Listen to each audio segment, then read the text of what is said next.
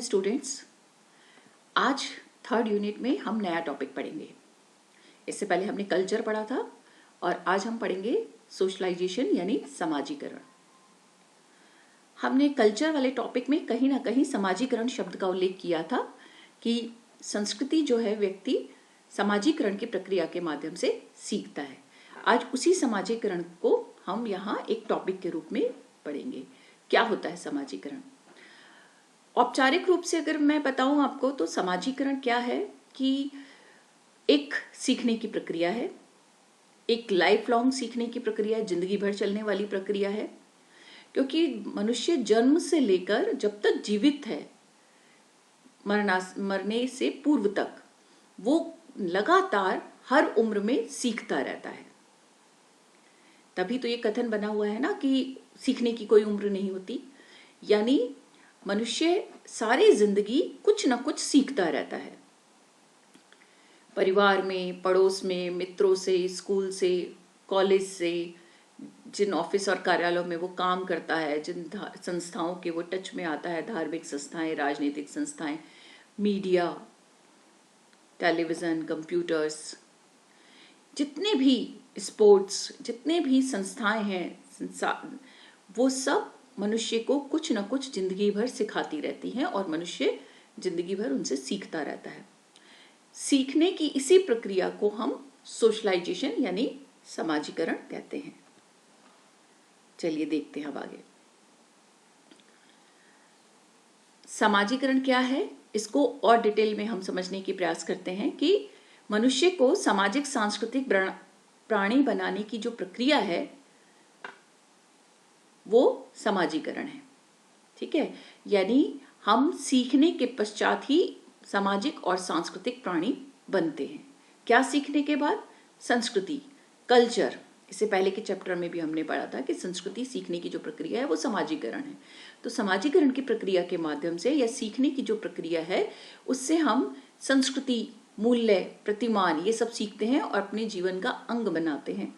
तब जाकर जो एक बायोसाइको यूनिट होती है, जैव इकाई होती है, जैव मनो इकाई, वो सामाजिक सांस्कृतिक प्राणी बनती है।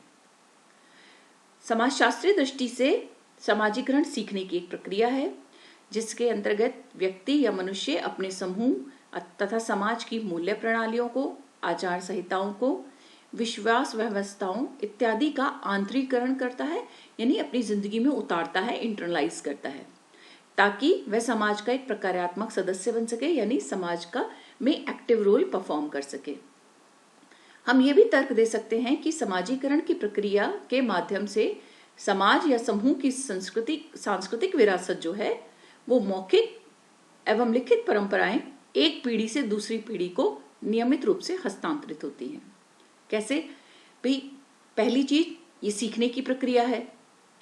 दूसरा, क्या सीखते हैं हम? समूह और समाज के मूल्य सीखते हैं, नियम कानून, आचार संहिताएं, विश्वास व्यवस्थाएं इत्यादि को हम सीखते हैं। क्यों सीखते हैं? ताकि हम समाज का एक सक्रिय या उपयोगी सदस्य बन सके। समाजीकरण की प्रक्रिया के माध्यम से हम सांस्कृतिक विरासत को, मौखिक या लिखित परंपराओं को एक पीढ़ी से दूसरी पीढ़ी भी पहुंचाते हैं। जब आप सिखाते हैं, आपके ग्रेट ग्रैंड पेरेंट्स ने आपके मतलब आपके परदादा ने दादा को, दादा ने पिता को, पिता ने आपको, आप आगे की पीढ़ी को अपनी सांस्कृतिक विरासत जो है वो मौखिक और लिखित परंपराएं एक जनरेशन से दूसरी जनरेशन ट्रांसमिट करते जाते हैं, यानी नेक्स्ट पीढ़ी को सिखाते चले जाते हैं। तो समाजीकरण जो है वो कल्चर को ट्रांसमिट करने का, एक पीढ़ी से दूसरी पीढ़ी को पहुंचाने का भी कार्य करती है। चलिए अब कुछ परिभाषाओं पे हम चर्चा कर लेते हैं। H.M. जॉनसन कहते हैं कि समाजीकरण शिक्षण की वह प्रक्रिया है जो सीखने वाली इकाई को सामाजिक भूमिका संपन्न करने के लिए समर्थ बनाता है। यानी अगर व्यक्ति समाजीकरण के माध्यम से क्या करता है, सामाजिक भूमिका संपन्न करने के समर्थ, कि समाज में जो उसको रोल प्ले करना है उसको संपन्न करने लायक बन जाता है सीखने के माध्यम से। इसलिए समाजीकरण की प्रक्रिया किसी भी सामाजिक व्यवस्था में व्यक्ति को परिस्थिति एवं संबद्ध भूमिकाओं के प्रति चेतनशील बनाती है। यानी हमने स्टेटस एंड रोल टॉपिक भी पढ़ा। आपने ये देखा कि कुछ स्टेटस हैं जो समाज ने हमें दिए हैं और स्टेटस से जुड़ी हुई भूमिकाएं हैं कि आपको इस स्टेटस से जुड़ी इस भूमिका को परफॉर्म करना है। तो स्टेटस और रोल के प्रति जो है समाजीकरण की प्रक्रिया ही व्यक्ति को चेतनशील बनाती है, जागरूक बनाती है कि उसकी परिस्थिति से संबंधित भूमिका कौन सी है और उसको किसका निर्वाह कैसे करना है। तो समाजीकरण जो है एक तरह से व्यक्तित्व का समग्र जो है निर्माण करती है, समग्र व्यक्तित्व का निर्माण करती है और उसको हर चीज जो है सिखाती है, उसकी भूमिका क्या है, उसका स्टेटस क्या है, उसकी ड्यूटी, कर्तव्य, उसके रोल, हर कुछ उसको एक्सप्लेन करती है, समझाती है और उसके प्रति जागरूक करती है। नेक्स्ट, गिलिन ने समाजीकरण को वह प्रक्रिया माना जिसके द्वारा व्यक्ति समूह में क्रियाशील सदस्य बनने हेतु समूह की कार्य विधियों से समन्वय स्थापित करता है, कोऑर्डिनेट करता है, इसकी परंपराओं का ध्यान रखता है समूह की और सामाजिक परिस्थितियों से अनुकूलन करके अन्य सदस्यों के व्यवहार से सामंजस्य स्थापित करता है। अब इनकी परिभाषा में थोड़ा और एक एलिमेंट जुड़ गया। क्या है वो? ये कहते हैं कि समाजीकरण ऐसी प्रक्रिया है, एक ऐसी प्रोसेस है जिसके द्वारा व्यक्ति समूह में क्रियाशील तो सदस्य बनता है, जैसे पहले भी कहा था। तो क्रियाशील सदस्य बनने हेतु वो क्या करेगा? जो समूह की कार्य विधियों हैं, जो समूह का कार्य करने के ढंग है, उनसे कोऑर्डिनेशन स्थापित करेगा, यानी उनको सीखेगा। आपको अगर किसी समूह या समाज का एक्टिव मेंबर बनना है तो आप क्या करेंगे? उस समूह या समाज की जो वर्किंग मेथड है, यानी कार्य विधियां हैं, उनको आप सीखते हैं, उनसे समन्वय स्थापित करते हैं, उनकी परंपराओं का ध्यान रखते हैं, उसे भी आप सीखते हैं कि किन परंपराओं को ये समूह या समाज मानता है, तभी आप उसके सदस्य बन सकेंगे, उसके अगेंस्ट जाकर तो नहीं कर सकते। और फिर सामाजिक परिस्थितियों से जो भी सोसाइटी की कंडीशंस हैं उनसे हम एडजस्टमेंट करना, अनुकूलन करना, एकोमोडेट करना सीखते हैं, तभी हम अन्य सदस्यों के व्यवहार के साथ अकोमोडेट कर सकते हैं या सामंजस्य स्थापित कर सकते हैं। ठीक है, तो समाजीकरण आपको क्रियाशील सदस्य भी बनाता है और समाज के बाकी सदस्यों के साथ उनके व्यवहारों, उनकी परंपराओं के साथ कोऑर्डिनेट करना भी सिखाता है। एक और डेफिनेशन हम लेते हैं यहाँ पर पार्सन्स की।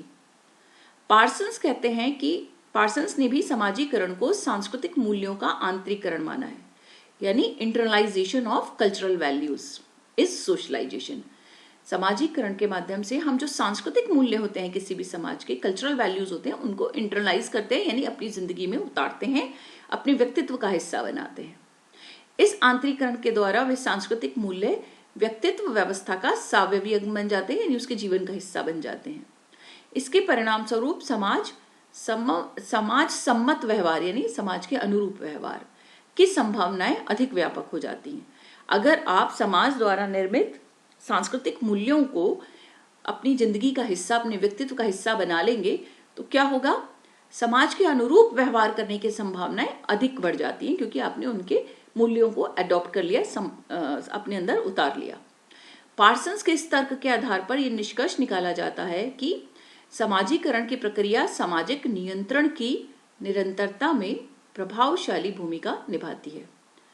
जब उनका ये मानना है कि हम इस प्रक्रिया के समाजीकरण की, इस लर्निंग प्रोसेस के माध्यम से हम सांस्कृतिक मूल्यों को अपने व्यक्तित्व का हिस्सा बना लेते हैं, यानी सांस्कृतिक मूल्य कौन डिसाइड करता है? समाज।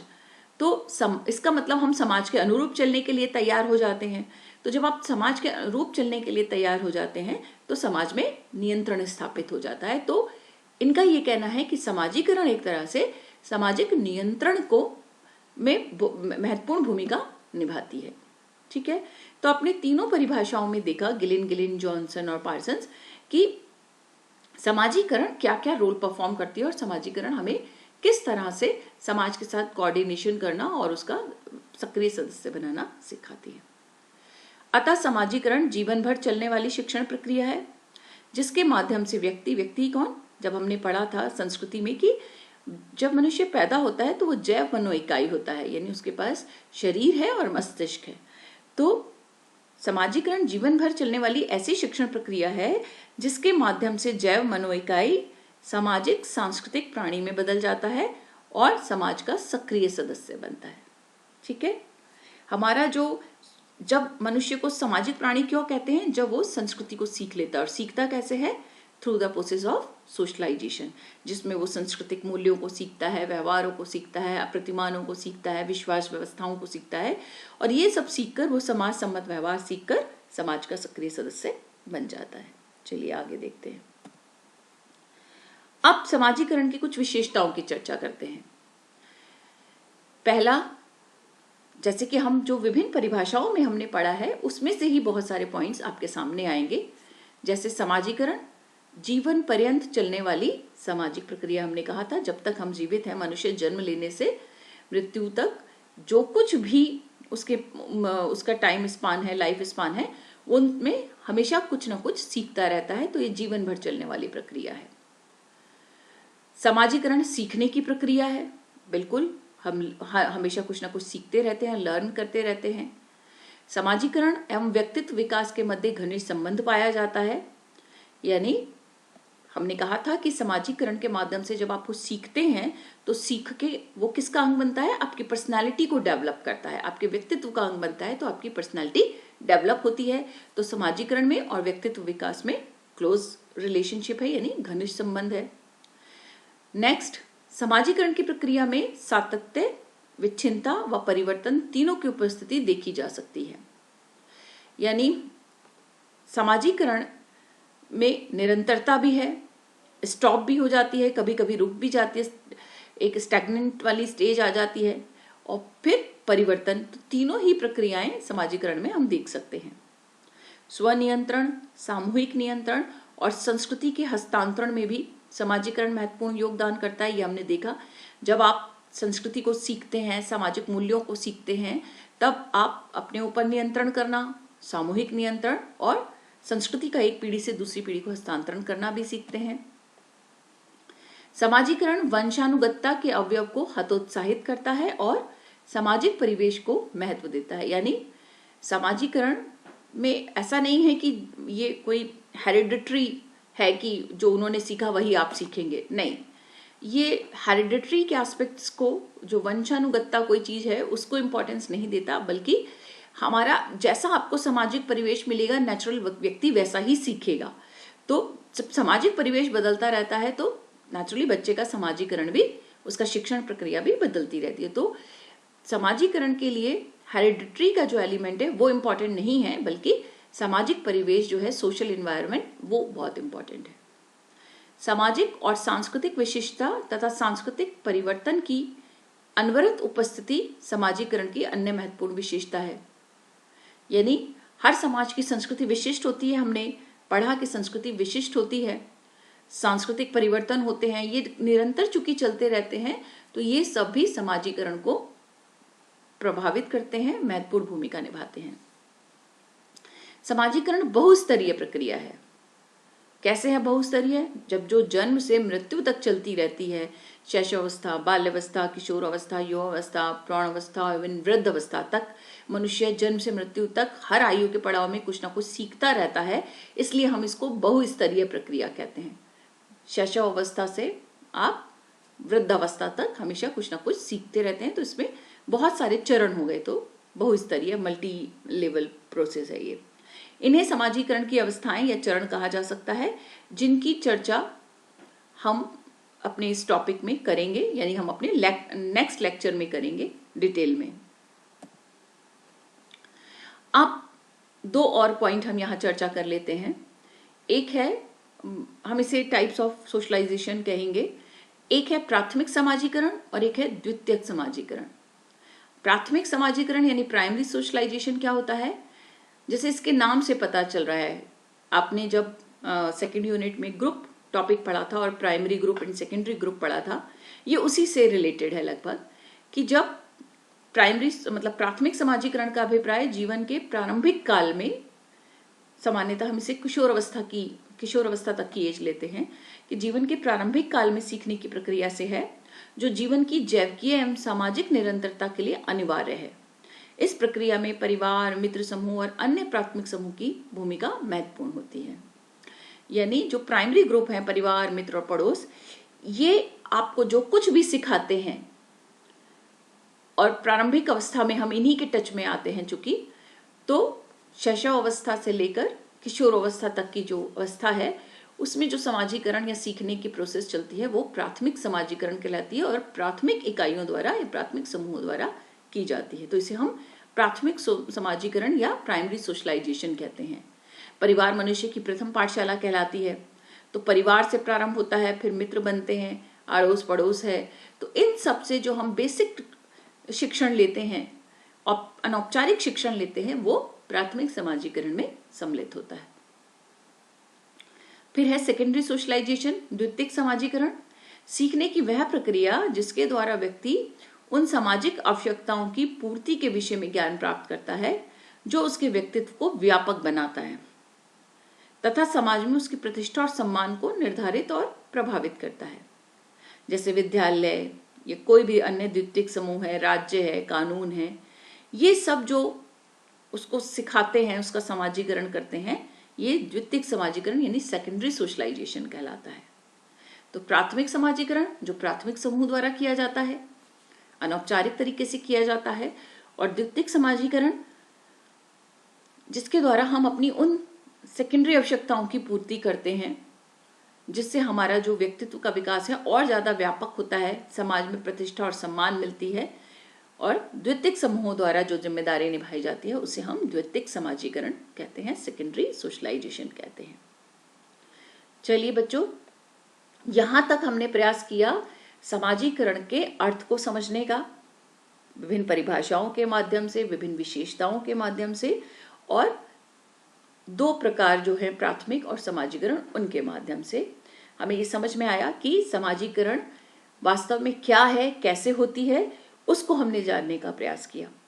ये टॉपिक अपने आप में बहुत बड़ा है क्योंकि हमें समाजीकरण के सिद्धांत पढ़ने हैं, एजेंसी या एजेंट ऑफ सोशलाइजेशन पढ़ने हैं कि कौन कौन से वो साधन हैं जो हमारा समाजीकरण करते हैं, कौन से प्राथमिक और द्वितीयक समाजीकरण के संसाधन हैं जो हमें सिखाते हैं जीवन भर, और स्टेजेस ऑफ जो डेवलपमेंट है वो कौन कौन से हैं, विकास के विभिन्न चरण कौन कौन से हैं, सिद्धांत समाजीकरण के कौन कौन से हैं, ये सब हम अपने आगे के लेक्चर्स में पढ़ेंगे। अभी तक के लिए इतना ही कि समाजीकरण क्या है और इसकी विशेषताएं और इसकी परिभाषाएं क्या हैं। ठीक है, थैंक यू बच्चों।